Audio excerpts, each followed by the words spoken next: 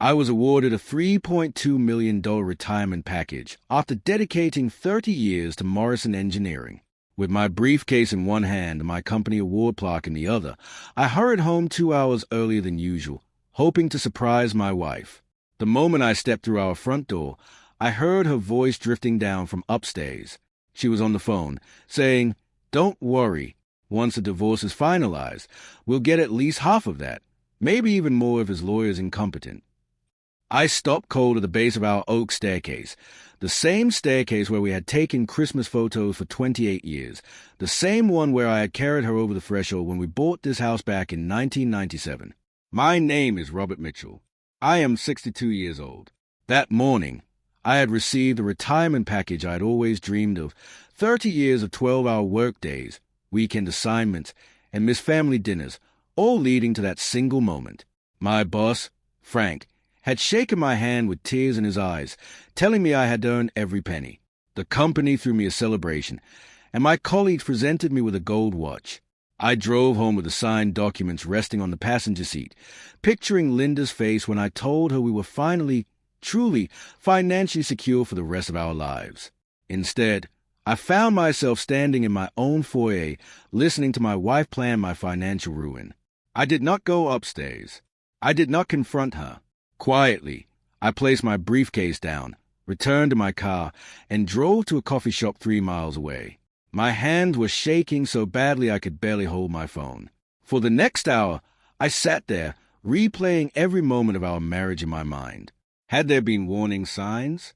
Of course there had. Over the past year, Linda had grown distant. She had started going to the gym 5 times a week. New clothes, a new haircut.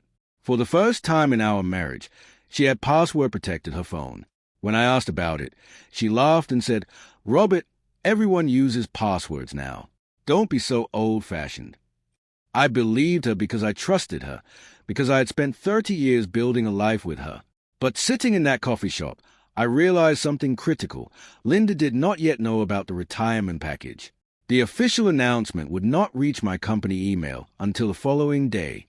She could not have known, which meant she had already been planning the divorce, likely assuming I would only receive my regular pension. The $3.2 million was an unexpected windfall she must have discovered somehow. I took out my phone and called my colleague Dave. "Dave," I said, keeping my voice steady, "I need to ask you something. Who has access to employee retirement packages before they are officially announced?" There was a pause. "Just HR and the executive team." "Why?" "Can you check if anyone accessed my file in the last 24 hours? Another pause. "Rob, I could get into serious trouble for that." "Dave, please, it's important." 10 minutes later, he called back. "Your file was accessed yesterday at 2:15 p.m. by Margaret Chen from HR. But, Rob, there's something else. The file was forwarded to an external email address." "Can you see the address?" "It's David Thompson at thompsonfinanc.com. David Thompson Financial Consulting." I Googled it right there in the coffee shop. The website displayed a professional photo of a man in his early 40s, handsome, fit, smiling. His listed services included retirement planning, divorce financial advising, and asset protection. I leaned back in my chair. So that was who she had been talking to, not just any financial advisor, but a divorce financial strategist. And someone in HR, Margaret Chen, had illegally forwarded my confidential information to him. I knew Margaret. She had worked at Morrison for 5 years. She had never seemed especially close to Linda, but then again, I had never paid much attention. I had been too busy working. I drove home 3 hours later. Linda was in the kitchen making dinner as if nothing had happened. She smiled when she saw me. "You're home late," she said. "How was your day?" I looked at her, really looked at her, this woman I had loved for 28 years, the mother of my children, the person around whom I had built my entire adult life. "It was fine," I replied, "just wrapping up some final projects." I did not mention the retirement package. I did not mention anything. I went upstairs, changed my clothes, and returned for dinner. We ate lasagna. We watched television. We went to bed.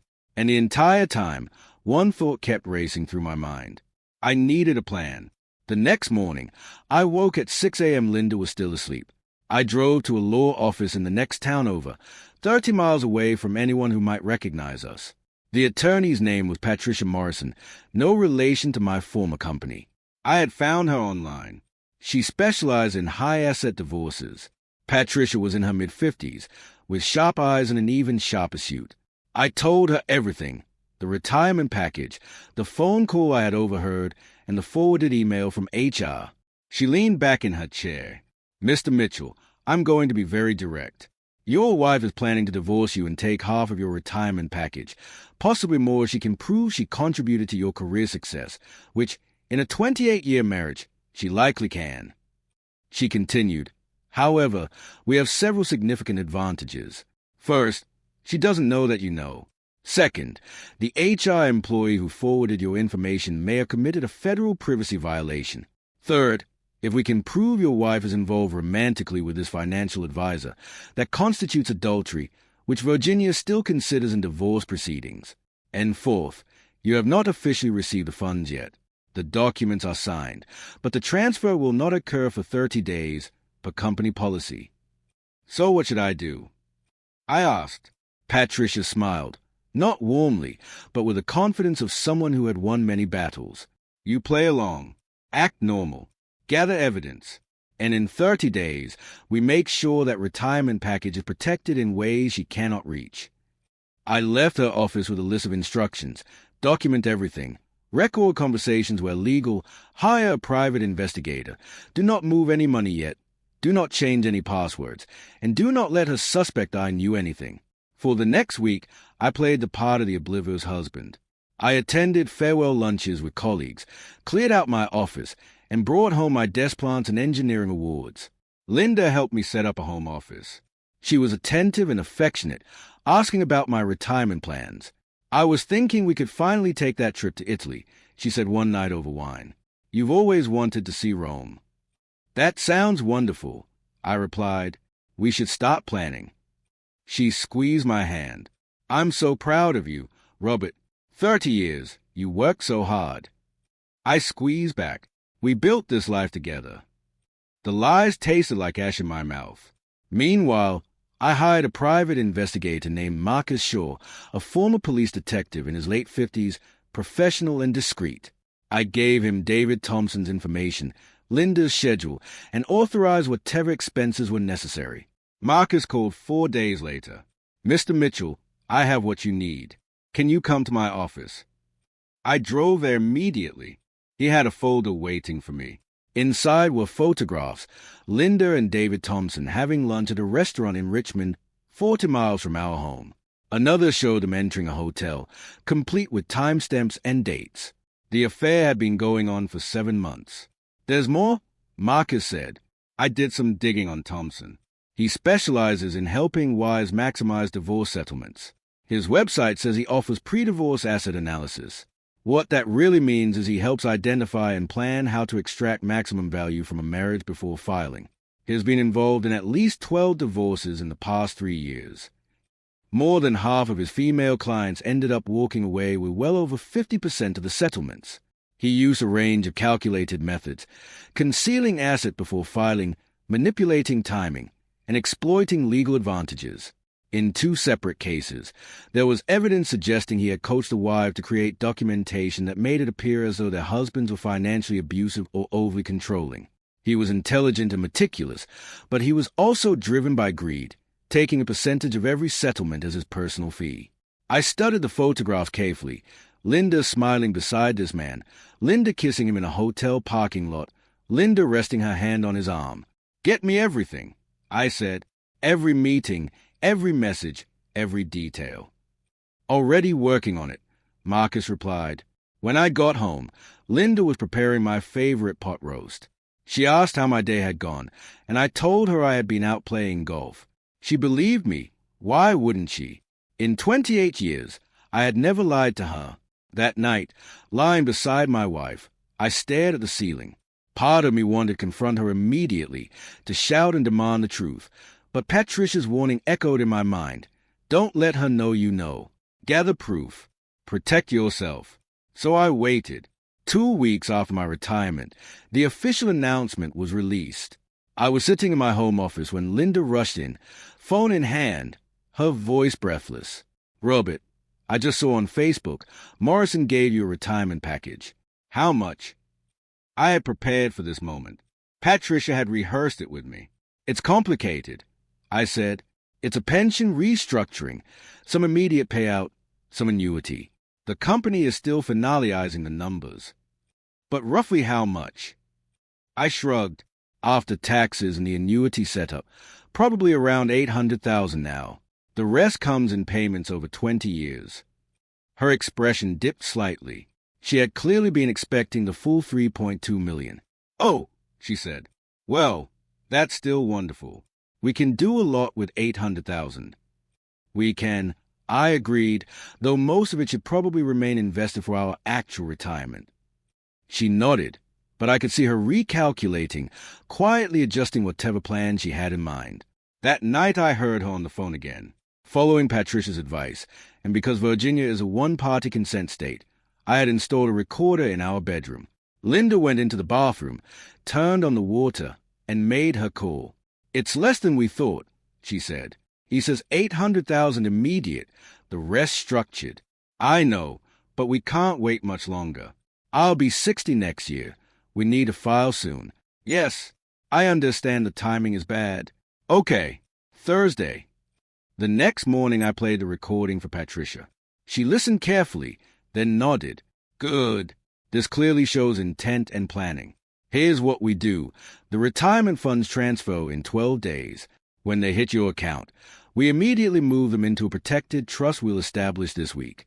It's legal, secure, and specifically designed for retirement assets in Virginia. Then we file for divorce first." "I file first?" I asked. "Absolutely. In Virginia, the first filer gains major advantages. You choose jurisdiction, control the narrative, and with evidence of adultery and financial conspiracy, you will be in the strongest position." "What about the house, savings, and everything else?" Patricia pulled out a spreadsheet. The house was worth roughly $900,000. We had $200,000 in joint savings. My 401k held another $400,000. Hers had about $80,000. 2 cars were fully paid off, along with several investments. In a typical Virginia divorce, she'd receive about half of marital assets. But this wasn't typical. She committed adultery, Patricia said, which Virginia courts still consider. She conspired to defraud you and is already planning to hide assets. We'll argue for a 60-40 split in your favor, and I believe we'll win.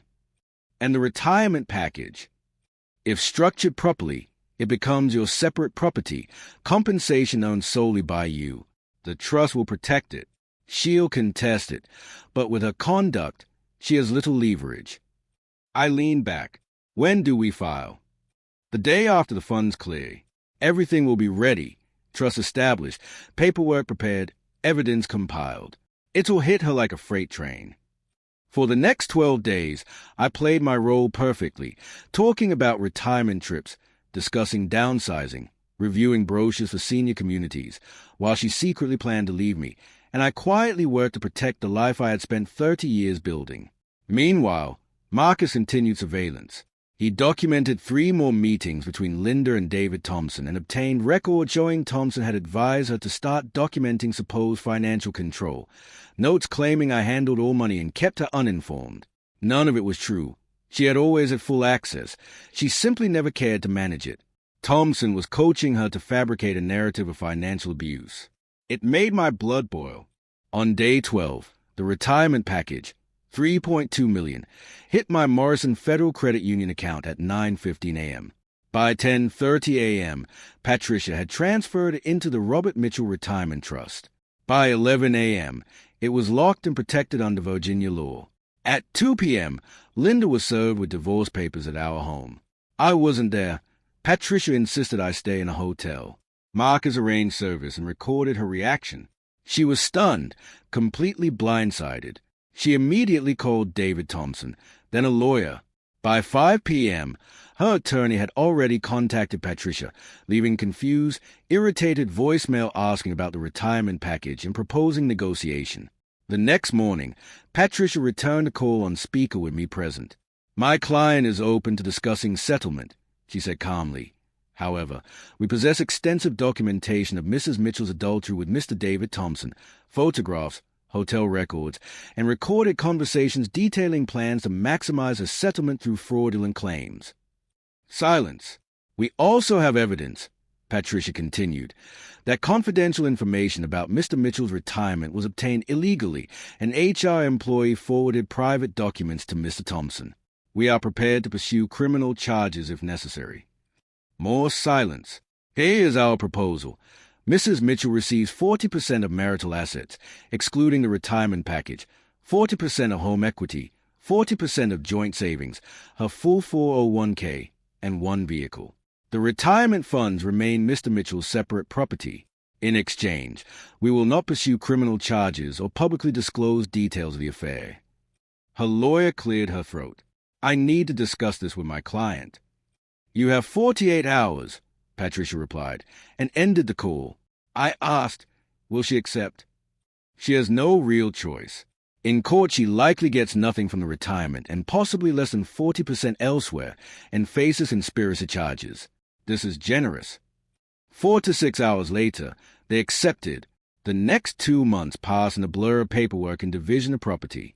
Linda moved into an apartment. David Thompson vanished once his potential criminal exposure became clear.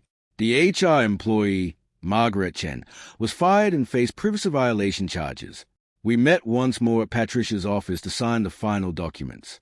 Linda looked older, exhausted, unable to meet my eyes.